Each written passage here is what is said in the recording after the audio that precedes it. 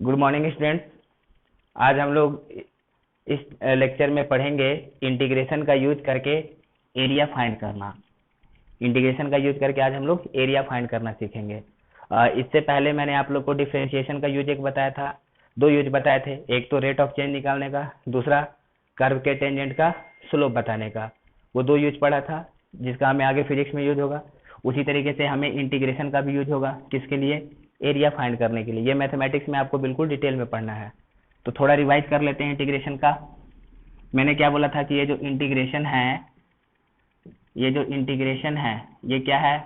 ये अपोजिट यानी कि रिवर्स ना, रिवर्स प्रोसेस ऑफ डिफरेंशिएशन। ये डिफरेंशिएशन का रिवर्स प्रोसेस होता है इंटीग्रेशन, ठीक है।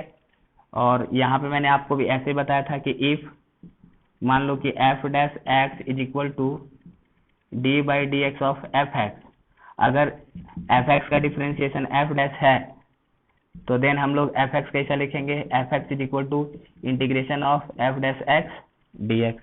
ये मैंने आप लोग को बताया था। और मैंने ये भी बताया था कि अपने पास दो टाइप का इंटीग्रेशन आएगा, definite integration and indefinite integration. अगर सपोज करो कि ऐसे है एफ एक्स डी एक्स, मान लो कि लिमिट नहीं दिया हुआ है तो ये हो जाएगा इंडेफिनेट इंटीग्रेशन। इसको हम लोग इंडेफिनेट इंटीग्रेशन कहेंगे। लेकिन अगर हमारे पास ऐसे लिमिट दिया हुआ है ए से b f x D x, ये क्या हो जाएगा? ये कहलाएगा डेफिनेट इंटीग्रेशन, ठीक है। इन सब के यूज के बारे में हम लोगों ने पहले भी पढ़ा था इंटीग्रेशन टॉपिक में, ठीक है। तो इसको ज़्यादा डिस्कस नहीं करते हैं, आप लोग इसको एक बार रिवाइज कर सकते हैं, वीडियो है वहाँ पे डाला हुआ बेसिक मैथमेटिक्स लेक्चर में।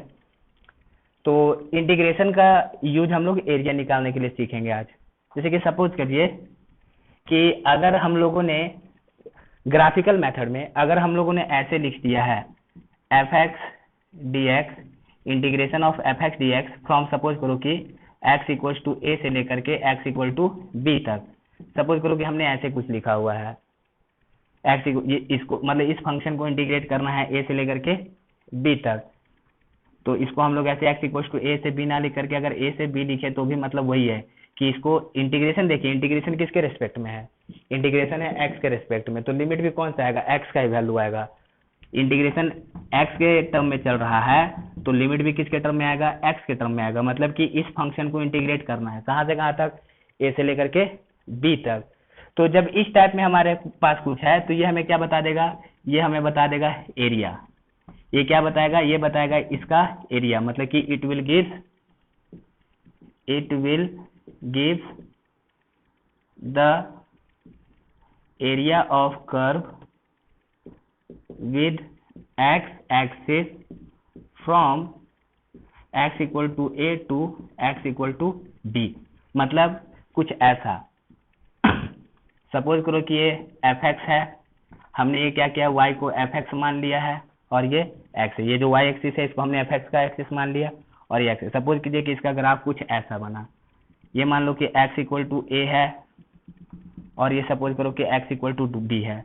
तो ये जो फंक्शन है यहाँ से लेकर के यहाँ तक कितना एरिया बना रहा है ये हम लोग कैसे निकालेंगे? हम इस फंक्शन को जब इंटीग्रेट करेंगे a से लेकर के b तक तो हमें क्या मिल जाएगा? इस फंक्शन का ये x एक्सिस के साथ a से लेकर के b तक जितना एरिया बन रहा है वो हमें एरिया मिल जाएगा। यानी integration can be used to find the area of the curve with the horizontal axis ऐसे। अब जैसे कि सपोज करो कि मैंने ऐसे लिख दिया, सपोज करो कि ऐसे लिख दिया कि मान लो एफ टी डी टी, मान लो टी इक्वल टू 2 सेकेंड से लेकर के 10 सेकेंड तक। तो ये क्या बताएगा कि ये जो फंक्शन है, जैसे कि सपोज कीजिए कि ये मान लिया एफ टी है और ये सपोज करो टी है, कुछ ऐसे ग्राफ आया। मान लेते हैं कि ये ऐसा, ये मान लो टी इक्वल टू 2 है और ये टी इक्वल टू 10 है, ये टी का एक्सिस है। तो ये ग्राफ इस टी वाले एक्सिस के साथ यहाँ से लेकर के यहाँ तक कितना एरिया बना रहा है, ये एरिया हम लोग कैसे फाइंड कर सकते हैं? इसका, इस एफ टी का हम लोग इंटीग्रेशन निकाल करके। ओके तो integration can be use to find the area of the graph. जैसे कि एक एग्जांपल करते हैं हम लोग तो आपको बेटर समझ में आएगा।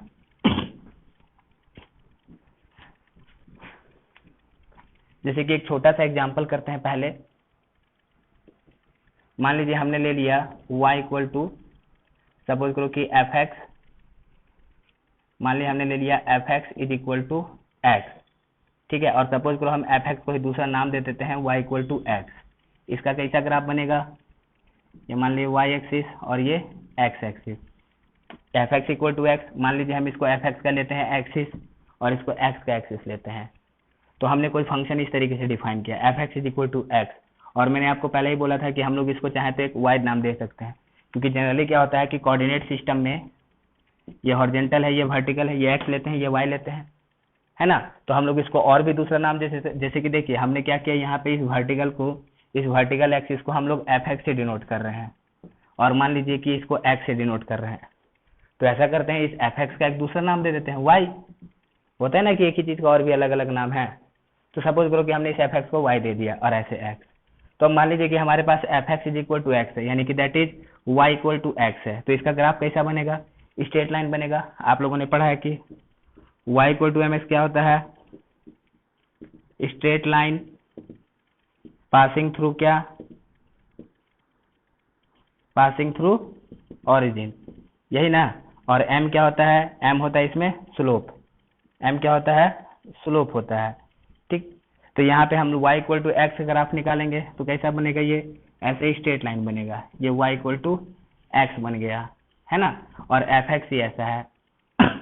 तो अब यहाँ पे जैसे कि ये इसका स्लोप कितना है, 1 है, ये स्ट्रेट लाइन है, ये स्ट्रेट लाइन है। और यहाँ पे स्लोप कितना है, स्लोप है 1, m का वैल्यू 1 है ना यहाँ पे, तो स्लोप 1 है। यानी कि दैट इज ये जो लाइन x एक्सिस के साथ एंगल बनाएगा, मान लीजिए x एक्सिस के साथ ये थीटा एंगल बना रहा है, तो इसका मतलब कि tan थीटा कितना है, 1 है। तो देयरफॉर थीटा कितना है, 45 डिग्री है। थीटा कितना है, 45 डिग्री, है ना। स्ट्रेट लाइन में आप लोगों ने पढ़ा होगा। तो हमने क्या किया कि fx is equal to x, ऐसे हमारे पास कोई फंक्शन डिफाइन किया हुआ है और सपोज कीजिए कि हमने fx को y ले लिया और इसका हमने ऐसे ग्राफ बना दिया, ठीक है। तो ऐसे ग्राफ बन गया। अब हमको बताना है कि मान लीजिए ये हमने लिया है x इक्वल टू 2 और ये सपोज करो हमने लिया है x इक्वल टू 4। तो ये जो है हमें बताना है कि find the area of the fx with x axis from x equal to 2 to x equal to 4। अब हमें बताना है कि ये जो fx है, ये जो fx है इस तरीके से डिफाइन किया गया है और इसका ग्राफ कुछ ऐसा बन रहा है। ये x इक्वल टू 2 से लेकर के x इक्वल टू 4 तक कितना एरिया बताएगा, हमें वो एरिया कैलकुलेट करना है। तो इसको हम लोग एक बार क्या करते हैं, अपने नॉर्मल तरीके से इंटीग्रेट करते हैं, सॉरी नॉर्मल तरीके से एरिया निकालते हैं, फिर एक बार हम लोग क्या करेंगे, इंटीग्रेशन से एरिया निकालेंगे। ये देखिए, ये जो ऐसे हम लोग निकालते हैं ना, इसका हम बोला गया कि ये जो ग्राफ है, ये जो फंक्शन है, ये फंक्शन x इक्वल टू 2 से लेकर के x इक्वल टू 4 तक कितना एरिया निकालेगा। तो जनरली वो एरिया जो हम लोग को पूछा जाता है तो हॉरिजॉन्टल एक्सिस के साथ एरिया पूछा जाता है, मतलब कि ये यहाँ से लेकर के यहाँ तक कितना एरिया। तो इसको हम लोग अलग तरीके से निकाल लेते हैं। अब जरा ध्यान दो कि हमें इसका एरिया पूछा गया है, तो अगर हम लोग यहाँ से एक ऐसे लाइन खींच दे तो ऊपर वाला पार्ट हो गया ट्रायंगल, ठीक है। मान लीजिए कि हमने ऐसे एक लाइन खींच दिया तो ये ऊपर वाला पार्ट हो गया ट्रायंगल और ये नीचे वाला पार्ट क्या हो गया, रेक्टेंगल। तो एरिया कितना आ जाएगा, इसका एरिया आ जाएगा area of triangle plus area of rectangle, यही ना। Area of triangle plus area of rectangle आ जाएगा अपने पास, ठीक। तो अभी हम लोग एरिया ऑफ ट्रायंगल कितना लिखते हैं, half into base into height लिखेंगे, प्लस एरिया ऑफ रेक्टेंगल कितना लिखेंगे हम लोग, लेंथ इंटू ब्रेथ लिखते हैं, चलेगा। क्योंकि यहाँ पे ये स्ट्रेट लाइन है, पूछा गया कि यहाँ से यहाँ तक ये कर्व कितना एरिया बनाएगा एक्स एक्सिस के साथ। तो यहाँ से x इक्वल टू 2 से लेकर के x इक्वल टू 4 तक एरिया पूछा गया है। तो अगर हम एक छोटा सा कंस्ट्रक्शन करके ऐसे स्ट्रेट लाइन खींच दे तो हमारे पास ये आ गया ट्रायंगल और ये आ गया रेक्टेंगल। तो यानी कि टोटल एरिया इस ट्रायंगल का एरिया प्लस इस रेक्टेंगल का एरिया। तो ट्रायंगल का एरिया और रेक्टेंगल का एरिया हमें निकालने आता है, तो अब हमें केवल बेस निकालना है। तो अभी जरा देखिए, ये x इक्वल टू 4 है, ये x इक्वल टू 2 है, तो इसका वैल्यू कितना आ गया, 2 आ गया। ये 4 है, ये 2 है, यानी यहाँ से यहाँ तक 2, यहाँ से यहाँ तक 4, तो ये कितना बचा, 4 में से 2 माइनस करेंगे तो 2 ही बचेगा। अब हमको ये हाइट फाइंड करना है, ठीक। अब जरा देखो, यहाँ पे y इक्वल टू एक्स है ना, y इक्वल टू क्या है, x है, तो जब x 2 रहेगा हमारे पास fx कितना है, यह y equal to f x is equal to x तरीके से डिफाइन किया हुआ है। तो जब x इक्वल टू 2 है तो y कितना आ गया, 2, और जब x इक्वल टू 4 है तो y कितना आ गया, 4, ठीक है। तो इसका मतलब कि जब x इक्वल टू 2 है तो y कितना है, 2, और जब x इक्वल टू 4 है तो y कितना है, 4। तो इसका मतलब यहाँ से यहाँ तक 2, यहाँ से यहाँ तक 4, तो इसका वैल्यू कितना आ गया, ये 4 माइनस 2, ये 2 आ गया, और ये 2 है तो इसका मतलब ये कितना आ गया, यहाँ से यहाँ तक 2 आ गया। अब इसका एरिया कितना हो जाएगा, हाफ बेस इंटू हाइट, यानी हाफ इंटू बेस कितना है, 2 इंटू हाइट कितना है, 2, प्लस लेंथ इंटू ब्रेथ 2, 2 है ना, 2 इंटू 2 यानी कि दैट इज 2 प्लस 4, यानी कितना आ गया, 6 आ गया, ठीक है। ये 6 स्क्वायर यूनिट आ गया, क्योंकि एरिया जो आता है यूनिट स्क्वायर में आता है, 6 स्क्वायर यूनिट आया अपने पास एरिया। ये तो हमने नॉर्मल मेथड से निकाल दिया। अब हम लोग क्या करते हैं, इंटीग्रेशन मेथड से। तो इंटीग्रेशन मेथड से एरिया क्या होता है, using integration method, using integration method हम लोग एरिया कैसे निकालते हैं, एरिया निकालते हैं, एरिया निकाला जाता है एफ एक्स डी एक्स, कहाँ से कहाँ तक, सपोज करो कि x इक्वल टू ए से लेकर के, मान लो कि a से लेकर के b तक, ये हमारे पास एरिया का है तरीका। तो अभी हम लोग इंटीग्रेट करते हैं, यानी कि हम लोग क्या करेंगे, इस फंक्शन को इंटीग्रेट करते हैं। तो इस फंक्शन को इंटीग्रेट किया जाए, तो जब हम लोग इस फंक्शन को इंटीग्रेट करेंगे तो अपने पास कैसा आएगा, जरा देखिए, इंटीग्रेशन ऑफ, हमने निकाल दिया integration of area equal to, area equal to f x D x, कहाँ से कहाँ तक हमें निकालना है, 2 से लेकर के 4 तक। तो लिमिट क्या लिखेंगे, 2 से लेकर के 4 तक। ये एफ एक्स किस तरीके से डिफाइंड है, ये एफ एक्स डिफाइंड है f x equal to x, यानी एक्स डी एक्स, 2 से लेकर के 4 तक चलेगा। ये कितना आ जाएगा, एक्स का पावर एन का इंटीग्रेशन कितना होता है, एक्स का पावर एन डी एक्स का इंटीग्रेशन कितना लिखते हैं, एक्स का power n plus 1 upon n plus 1, तो कितना हो जाएगा, इसका पावर 1 है ना, 1 प्लस 1 1 प्लस 1, कहाँ से कहाँ तक, 2 से लेकर के 4 तक, यानी कि ऊपर में आ गया स्क्वायर, नीचे में आ गया 2, यानी एक्स स्क्वायर बाई 2, 2 से लेकर के 4 तक। ये 2 हम लोग बाहर निकाल लेंगे, एक बार इसके जगह पे अपर लिमिट पुट करेंगे, माइनस एक बार इसके जगह पे लोअर लिमिट पुट करेंगे, माइनस अपने मन से बीच में दिया जाता है, ठीक। तो ये कितना आ गया, हाफ ऑफ 16 माइनस 4, यानी दैट इज हाफ ऑफ 12, यही ना, 16 माइनस 4 12, यानी कितना आ गया, ये 6 आ गया। तो मतलब कि देखिए, नॉर्मली अगर हम लोगों ने ट्रायंगल और रेक्टेंगल लेकर के एरिया निकाला, यहाँ से लेकर के x इक्वल टू 2 से 4 तक, तो भी हमारे पास 6 आया, और इंटीग्रेशन से भी निकाला तो हमारे पास क्या आया, 6 आया। दोनों तरफ से सेम आता है। लेकिन यहाँ पे क्या था कि चलो ये सीधा लाइन था, तो ट्रायंगल बन रहा है, रेक्टेंगल बन रहा है, तो हम लोग पार्ट वाइज करके इसका एरिया निकाल देंगे। बहुत बार ऐसा भी सिचुएशन आएगा कि आपको ऐसे ट्रायंगल रेक्टेंगल ऐसे नहीं बनेगा, तो फिर आप एरिया कैसे निकालोगे, तो वहां पे हम लोग को इंटीग्रेशन से निकालना पड़ेगा, है ना। तो एक छोटा सा एग्जांपल कर लेते हैं हम लोग, तो आपको बेटर समझ में आएगा। एक और छोटा सा एग्जांपल करते हैं तो आप समझ जाएंगे कि कैसे हम लोग इंटीग्रेशन को यूज करके एरिया फाइंड करेंगे। अब जैसे कि सपोज करो कि हमने ये ग्राफ बना दिया ऐसा, सपोज करो कि हमने ये ग्राफ बनाया,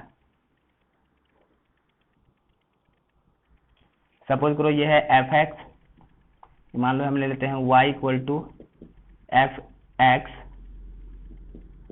जो कि डिफाइंड किया हुआ है just like a sine x. ये मान लीजिए कि साइन एक्स का ग्राफ है, ये एक्स, ये 0 है, ये पाई बाई 2 है, ये पाई है, ये 3 पाई बाई 2 है, और ये 2 पाई है, एंड सो ऑन, इस तरीके से रहता है। सपोज करो कि हमने इसका बता दिया ये। अब हमें बताना है कि find the area of f x is equal to sine x from x equal to 0 to x equal to कितना, एक्स इक्वल टू पाई। कि अब हमको क्या करना है कि इस फंक्शन का, ये जो फंक्शन है साइन एक्स है ना, तो हमें इस फंक्शन का एरिया बताना है, कहाँ से कहाँ तक, 0 से पाई तक। यानी कि ये जो फंक्शन है साइन एक्स वो कुछ इस तरीके से ग्राफ आएगा। तो 0 से पाई तक जरा देखिए, यानी हमें ये वाला एरिया बताना है कि यहाँ से यहाँ तक ये एरिया कितना आएगा। अब ये एरिया निकालने के लिए अब यहाँ पे तो ना ट्रायंगल बनेगा रेक्टेंगल बनेगा, कुछ भी नहीं बनेगा, ये तो कर्व आ गया। अब इसका एरिया कैसे निकालेंगे, तो यहाँ पे अब हम लोग को इंटीग्रेशन लगाना पड़ेगा। तो हम लोग एरिया कैसे निकालते हैं, एरिया कितना आ जाएगा, एरिया आ जाएगा एफ एक्स डी एक्स।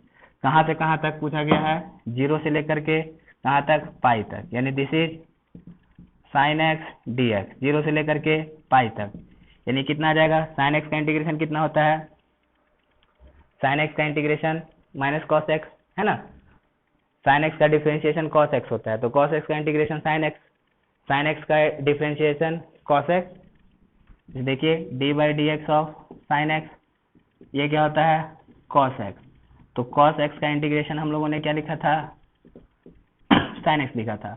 उसी तरीके से D by d x of cos x कितना आता है, माइनस साइन एक्स आता है, इसलिए साइन एक्स का इंटीग्रेशन क्या था, माइनस कॉस एक्स। ये रूल्स मैंने आप लोगों को बताया था, आप लोग उसको रिवाइज कर लेंगे। तो यहाँ से साइन एक्स का इंटीग्रेशन कितना आ जाएगा, ये आ जाएगा माइनस कॉस एक्स। कहाँ से कहाँ तक, 0 से पाई तक। माइनस बाहर निकाल लेते हैं, कॉस एक्स 0 से लेकर के पाई तक। एक बार हम लोग एक्स के जगह पे अपर लिमिट पुट करेंगे तो कितना आ जाएगा, कॉस पाई, माइनस अपने मन से एक बार एक्स की जगह पे लोअर लिमिट पुट करेंगे, cos 0 minus what is the value of cos pi, cos pi क्या होता है, -1, यानी कि कॉस पाई मतलब कितना, 180 डिग्री ना। मैंने बताया था ना आप लोग को, पाई बाई 2 मतलब 90 डिग्री, पाई का मतलब 180 डिग्री, तो डिग्री के हिसाब से कॉस 180 डिग्री कितना हो जाएगा, -1 माइनस कॉस 0 कितना, 1, यानी दिस इज माइनस ऑफ -2, यानी कितना आ गया, 2 आ गया। कितना 2 आया, तो इसका मतलब क्या पता चला कि ये जो साइन का ग्राफ होता है y equal to sine x, वो यहाँ से यहाँ तक इसका जो पूरा एरिया निकालेंगे वो एरिया कितना आ जाएगा, ये 2 यूनिट आ जाएगा, 2 स्क्वायर यूनिट आ जाएगा। तो इस तरीके से हम लोग एरिया निकालते हैं यूजिंग इंटीग्रेशन। क्लियर है इतना, ओके। तो अभी इसमें एक दो एग्जांपल और कर लेते हैं हम लोग, ठीक। इसमें हम लोग अभी एक एग्जांपल और कर लेते हैं। सपोज कीजिए हमारे पास इस तरीके का आ गया, मान लो कि f x is equal to ये एक्स स्क्वायर है ना, कुछ ऐसा। तो इसका ग्राफ कैसा बनेगा बताइए, ये पैराबोला का ग्राफ बनेगा, f x equal to x square, मैंने बताया था आप लोग को। अब मान लो हम एफ एक्स को ही वाई ले लेते हैं, Y equal to x square, ये मान लो Y equal to x square है और ये एक्स है, इसका हमने ऐसे ग्राफ बना दिया, पैराबोला बन गया ये, ठीक। अब हमको बताना है कि find the area covered by f x with x axis from x equal to 2 to x equal to 4, यानी एक्स इक्वल टू 2 से लेकर के एक्स इक्वल टू 2 से लेकर के एक्स इक्वल टू 4 तक ये जो कर्व है ये एक्सिस के साथ, एक्स एक्सिस के साथ कितना एरिया बनाएगा। अब फिर से देखिए यहाँ पे ऐसा रेक्टेंगल नहीं बनेगा, फिर से कर्व पार्ट आ गया, तो यहाँ पे एरिया निकालने के लिए हम लोग क्या करेंगे, इंटीग्रेशन यूज करेंगे। तो हमारे पास इंटीग्रेशन क्या होगा, एरिया कितना लिखेंगे, एरिया लिखेंगे this is F x D x, कहाँ से कहाँ तक, 2 से लेकर के 4 तक। एफ एक्स किस तरीके से डिफाइंड है, एफ एक्स किस तरीके से डिफाइंड है, एक्स स्क्वायर डिफाइंड है, एक्स स्क्वायर डी एक्स, 2 से लेकर के 4 तक, यानी ये कितना आ जाएगा यहाँ पे, यानी कि दिस इज इक्वल टू, यह आ जाएगा कितना बोलिए, एक्स का पावर 2 + 1, 2 + 1, 2 से लेकर के 4 तक है ना, यानी कि this is equal to x का पावर 3/3, 2 से लेकर के 4 तक, हमने 3 बाहर निकाल दिया, यानी 4 का पावर 3 माइनस 2 का पावर 3, यानी दिस इज 1/3। एक बार अपर लिमिट पुट किया, माइनस अपने मन से लोअर लिमिट पुट किया, 4 चौक 16 चौक 64 माइनस कितना आ जाएगा, 2 दूनी 4 दूनी 8, यानी कि 1/3 ऑफ 64 माइनस 8 कितना आ जाएगा, 56 आएगा, 56, ठीक है। यानी कि this is equal to 56/3 square unit, इतना आ जाएगा एरिया। मतलब कि ये जो कर्व पार्ट है वो इस एक्स एक्सिस के साथ कितना एरिया कवर कर रहा है, 56/3।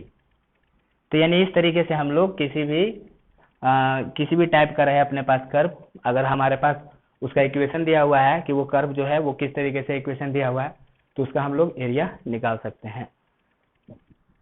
इतना बात ध्यान में रखने का। चलेगा? ठीक है, तो एक एग्जांपल और करते हैं इस पे।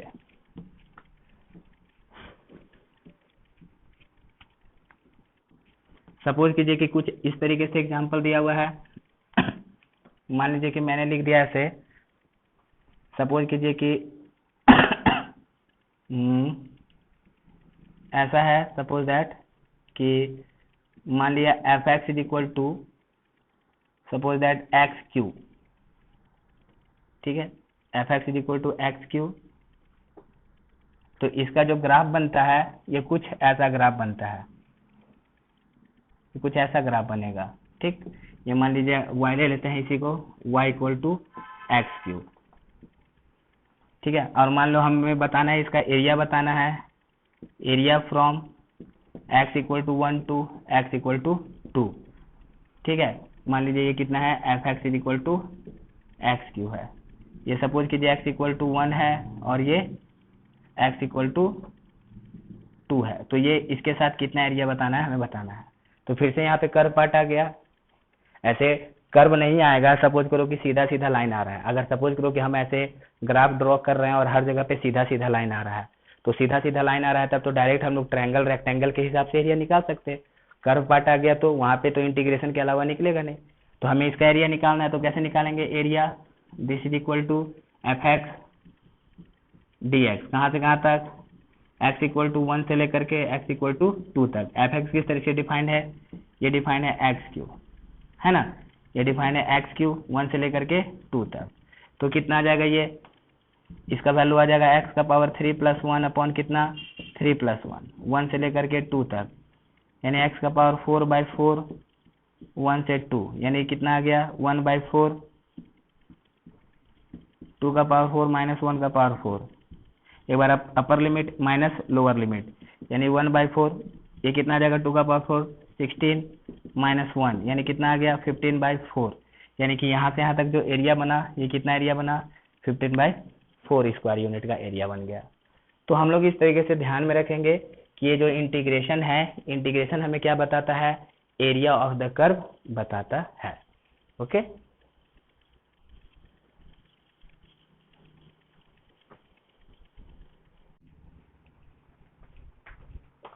अभी देखते हैं कि हम लोग को जो हमने पढ़ा कि इंटीग्रेशन का use area of the curve निकालने के लिए काम में आता है, तो इसका फिजिक्स में कहाँ पे इस्तेमाल होगा।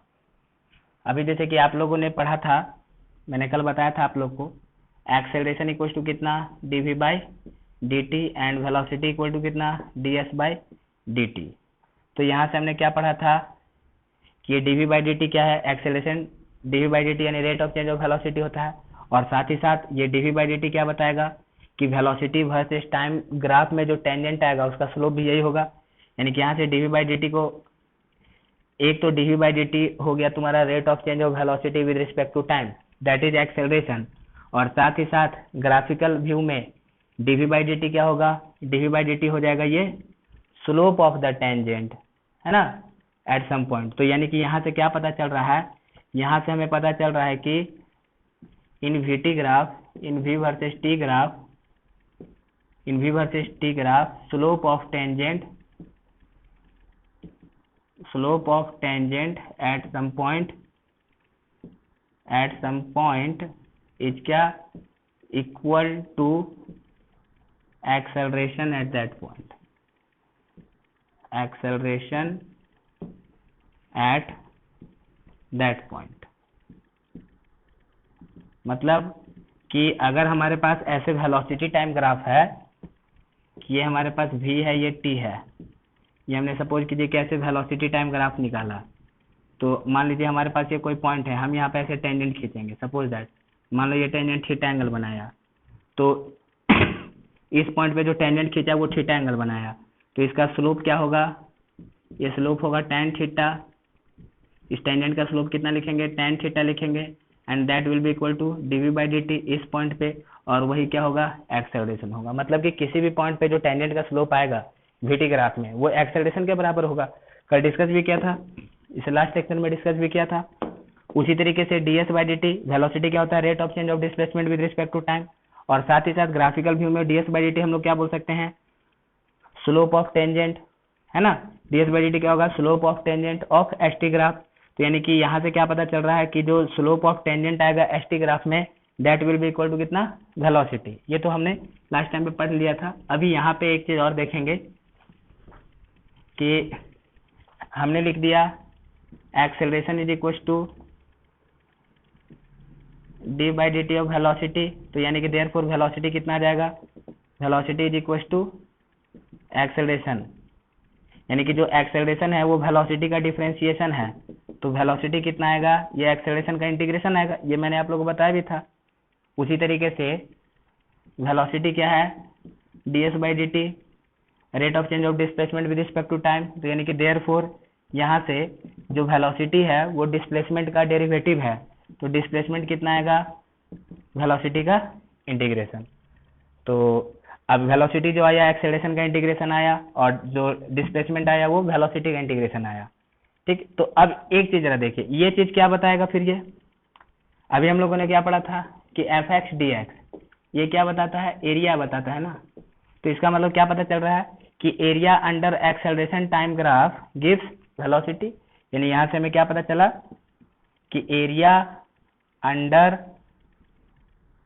Acceleration time graph gives velocity.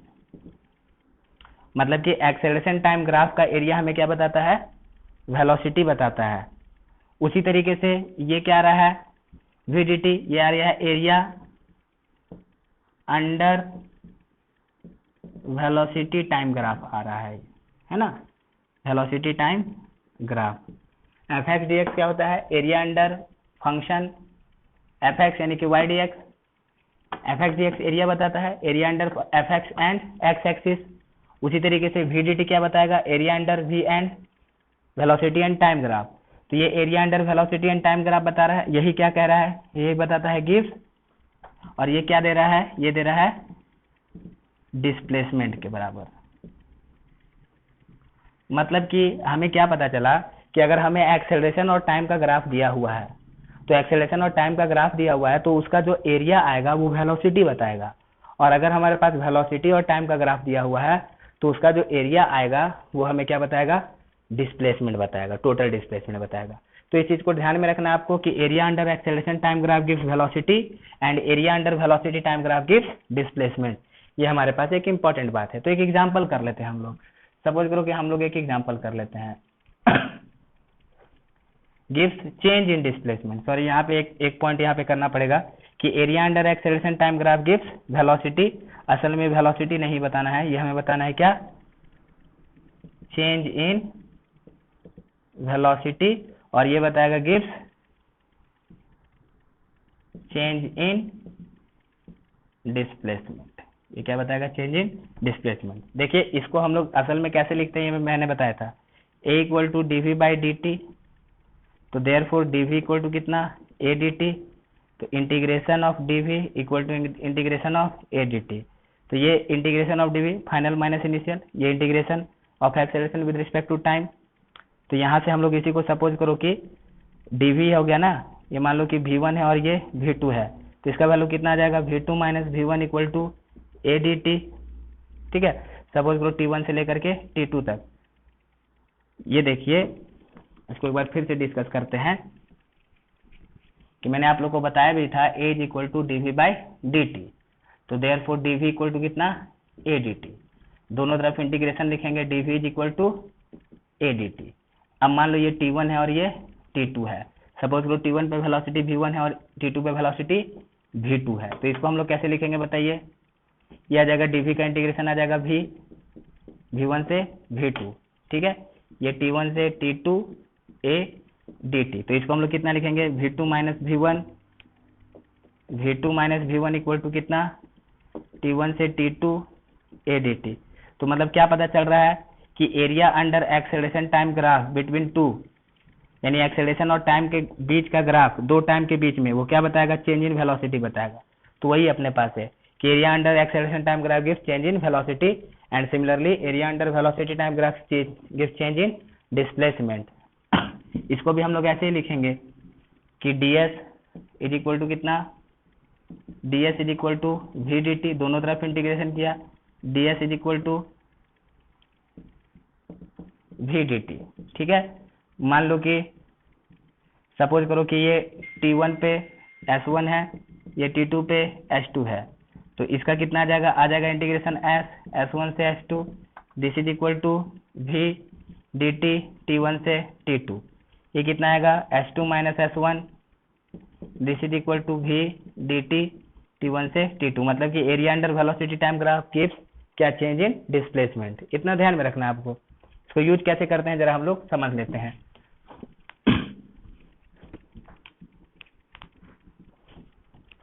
अब सपोज करो कि हमने कुछ ऐसे बनाया, मान लीजिए ये एक्सेलरेशन है a, और सपोज करो ये टाइम है t। ठीक है, ये टाइम का एक्सिस ले लिया और ये एक्सेलरेशन का एक्सिस ले लिया। सपोज करो कि इसका ग्राफ कुछ इस तरीके से है, मान लीजिए कुछ इस तरीके से है। सपोज दैट इसको हमने ले लिया 10, इसको 5 ले लिया, इसको 10 ले लिया, सपोज करो कि इसको 15 ले लिया। ठीक है, ऐसा मान लो हम इसको ले लेते हैं 10, और सपोज करो कि इसको ले लेते हैं सपोज करो 30। सपोज दैट हमने ऐसे ले लिया, चलेगा। यानी कि अभी जब टाइम 0 है तो वेलोसिटी 0 है, जब टाइम 5 है तो वेलोसिटी 10 है, ऐसे ग्राफ आया। अब यहाँ पे बोला गया कि find the velocity at t equal to 10 second. यानी कि ये एक्सेलरेशन वर्सेस टाइम का ग्राफ दिया हुआ है, तो कह रहा है कि t इक्वल टू 10 पे कितना वेलोसिटी आएगा। तो अभी हम लोगों ने क्या पढ़ा है कि area under the graph gives change in velocity.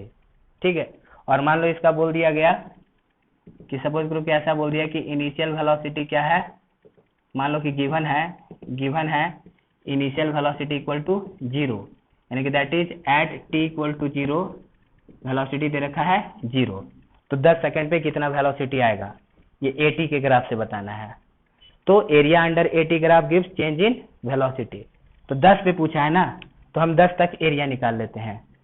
क्या है, area under AT graph gives क्या, चेंज इन वेलोसिटी। ये चेंज इन वेलोसिटी के बारे में बताएगा एरिया अंडर AT ग्राफ।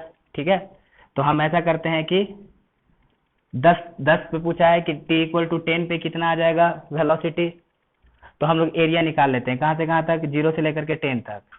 तो एरिया कितना आ जाएगा, area of graph from t equal to 0 से t इक्वल टू 10 तक हम लोग एरिया निकाल लेते हैं। तो जरा देखिए, इतना दूर तो ये ट्रायंगल है और इतना दूर हमारे पास रेक्टेंगल आ गया, तो कितना आ जाएगा ये area half base into height. Base कितना है 5, यानी कि this is half into base कितना है 5, इंटू हाइट कितना आ गया 10, प्लस इसका एरिया कितना, ये रेक्टेंगल है तो लेंथ इंटू ब्रेथ, लेंथ कितना हमने 5 ले लिया, और ये कितना आ जाएगा, ये 10 आ जाएगा, 5 इंटू 10, यानी दिस इज इक्वल टू 5, यानी 25 प्लस कितना 50, यानी ये कितना आ गया 75। यानी कि एरिया, ये जो एक्सेलरेशन टाइम है, इस एक्सेलरेशन टाइम का t इक्वल टू 0 से t इक्वल टू 10 तक कितना एरिया आ गया, 75 आ गया, है कि नहीं। तो एरिया अंडर 75 आया। तो अभी हम लोगों ने क्या पढ़ा है कि area under AT graph gives change in velocity, यानी कि 0 से लेकर के 10 सेकंड में जो एरिया आया वो 75 आया, वो और 75 क्या है, चेंज इन वेलोसिटी है। तो इसका मतलब कि देयरफॉर वेलोसिटी एट 10, मान लो हम v2 ले लेते हैं कि सपोज करो कि एट t इक्वल टू 0 हम ले लेते हैं v1, और एट t इक्वल टू 10 हम ले लेते हैं v2। तो अकॉर्डिंग टू ये जो हमने बताया, इसके अकॉर्डिंग कितना आ जाएगा, v2 minus v1 equal to कितना है 75। तो देयरफॉर v2 कितना हो जाएगा 75 प्लस v1, v1 कितना है 0, यानी कि 75 प्लस 0 यानी कितना आ गया 75 आ गया। तो इसका मतलब कि v2 हमने कितना लिया था, 10 पे लिया था ना, 10 सेकंड पे। तो इसका मतलब कि 10 सेकंड पे कितना वेलोसिटी है, ये 75 मीटर पर सेकंड का वेलोसिटी है। सपोज करो ये टाइम सेकंड में है और ये मीटर पर सेकंड स्क्वायर में है। मतलब हमने क्या किया यहाँ से कि इतना तो हमने पढ़ लिया कि ये जो एफ एक्स डी एक्स है, ये जो इस तरीके से अपने पास रिप्रेजेंटेशन है एफ एक्स डी एक्स, ये क्या बताता है, एरिया ऑफ द कर्व बताता है। इसका मतलब कि हमें फंक्शन का एरिया बताना है एक्स एक्सिस के साथ। तो उसी तरीके से ए डी टी क्या बताएगा, area of curve between acceleration and time. A D T क्या, ये एक्सेलरेशन का हम लोग इंटीग्रेशन कर रहे हैं टाइम के साथ। इसका मतलब क्या पता चलेगा, किसका मतलब पता चलेगा कि हम लोग एरिया निकाल रहे हैं किसके under, under acceleration time graph. और यही ए डी टी क्या होता है, चेंज इन वेलोसिटी होता है। तो मतलब कि जो हम ग्राफ से एरिया निकालेंगे एक्सेलरेशन टाइम में, वो चेंज इन वेलोसिटी बताएगा। तो क्वेश्चन दिया हुआ था कि t इक्वल टू 0 पे वेलोसिटी 0 है, तो t इक्वल टू 10 पे कितना वेलोसिटी होगा इस ग्राफ के अकॉर्डिंग। तो t इक्वल टू 10 तक पूछा, तो हमने क्या किया, 0 से लेकर के 10 तक एरिया निकाल दिया। तो 0 से लेकर के 10 तक एक्सेलरेशन टाइम का एरिया कितना आ गया, 75 आ गया। और एक्सेलरेशन टाइम का एरिया क्या बताता है, चेंज इन वेलोसिटी। तो मान लो कि t इक्वल टू 0 पे v1 है, t इक्वल टू 10 पे वेलोसिटी v2 है, तो v2 माइनस v1 कितना आ जाएगा, 75 आ जाएगा। तो v2 इक्वल टू 75 आ गया यहाँ से, 75 प्लस v1, v1 0 है तो कितना 75। मतलब कि 10 सेकेंड पे जो वेलोसिटी है वो कितना है, 75 मीटर पर सेकेंड है। तो ये एरिया से हमने निकाल दिया, सीधा काम हो गया अपना, है ना। ठीक उसी तरीके से सपोज करो कि अगर मान लो यहाँ पे ऐसे पूछ दिया होता है अब सपोज करो कि हम इसी क्वेश्चन में ऐसे निकालते हैं कि velocity at t equal to 0 है, मान लो 0, तो बताना है कि velocity at t equal to 15 second पे कितना आएगा। ठीक, तो अभी हम लोग को velocity t equal to 15 second पे पूछा, तो हम एक्सेलरेशन और टाइम का 15 तक एरिया निकालते हैं। यानी हम निकालेंगे area of a t from t equal to 0 to t equal to 15, area निकालते हैं। तो यहाँ पे तो एरिया देखिए स्ट्रेट लाइन है, तो सीधा ट्रायंगल रेक्टेंगल से एरिया बन रहा है। तो एरिया कितना आ जाएगा, इसका area that is half into base कितना 5 इंटू हाइट 10, प्लस इसका एरिया कितना आ जाएगा, बेस कितना है ये 5 है, हाइट कितना है 10 है, प्लस ये इसका एरिया निकालना पड़ेगा। अब इसका एरिया निकालेंगे तो इसमें भी एक ट्रायंगल आएगा और एक रेक्टेंगल आएगा। तो इस ट्रायंगल का बेस कितना हो जाएगा, ये 15 है, ये 10 है, ये 5 आ गया, है ना। यहाँ तक 10 है, यहाँ तक 30 है, तो ये कितना आ जाएगा, ये 20 आ जाएगा यहाँ तक, और यहाँ तक कितना है, ये 10 है। तो कितना आ गया, इस पार्ट का फिर एरिया कितना आएगा, इसका एरिया यानी कि that is half into base 5 into 20, plus ये वाला 5 इंटू 10, 5 इंटू 10, यानी कि दिस इज इक्वल टू 5, इधर से कैंसिल करा दिए, इधर से 10, यानी कितना आ गया, ये 25 प्लस 50 प्लस आ गया ना, 25 प्लस 50 ये कितना आ जाएगा, 50 प्लस 50, यानी दिस इज इक्वल टू 175, यानी 175 आ गया मीटर पर सेकेंड, क्योंकि ये टाइम है सेकंड में और एक्सेलरेशन है मीटर पर सेकंड स्क्वायर में। तो जो एरिया आएगा वेलोसिटी का एरिया आएगा, तो उसका यूनिट हमने वेलोसिटी का लिख दिया मीटर पर सेकंड। तो यानी कि 15 सेकंड तक जो एरिया आया वो कितना आया, 175 आया। तो इसका मतलब कि हम लोग ऐसे लेते हैं, मान लो कि t इक्वल टू 15 पे हम वेलोसिटी v2 ले लेते हैं, तो आप कैसे लिखेंगे, v2 minus v1 equal to कितना 175। तो देयरफॉर v2 कितना हो जाएगा 175 प्लस v1, इनिशियल कितना दिया हुआ है 0, तो हमने 175 प्लस 0 यानी कितना आ जाएगा 175, यानी v2 कितना आ गया 175 आ गया। तो यहाँ से हमने क्या किया, वेलोसिटी निकाल दिया ऐसे, है कि नहीं। तो ये अपने पास इस तरीके से एरिया निकाल करके, यानी कि एरिया हम लोग निकालेंगे एक्सेलरेशन टाइम का, तो वो क्या देगा हमें, वेलोसिटी देगा। और सिमिलरली इसी मैनर में जब हम लोग वेलोसिटी टाइम का एरिया निकालेंगे तो वो क्या देगा हमारे पास, डिस्प्लेसमेंट देगा। एक और क्वेश्चन कर लेते हैं, जैसे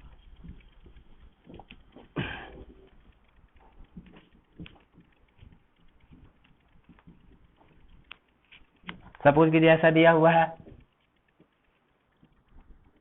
सपोज करो कि ये वेलोसिटी है और ये टाइम है, मान लो ऐसे,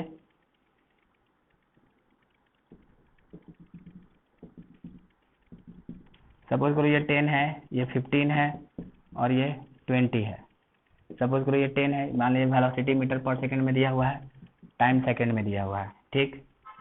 ऐसे सपोज करो कि इसको ले लेते हैं 20।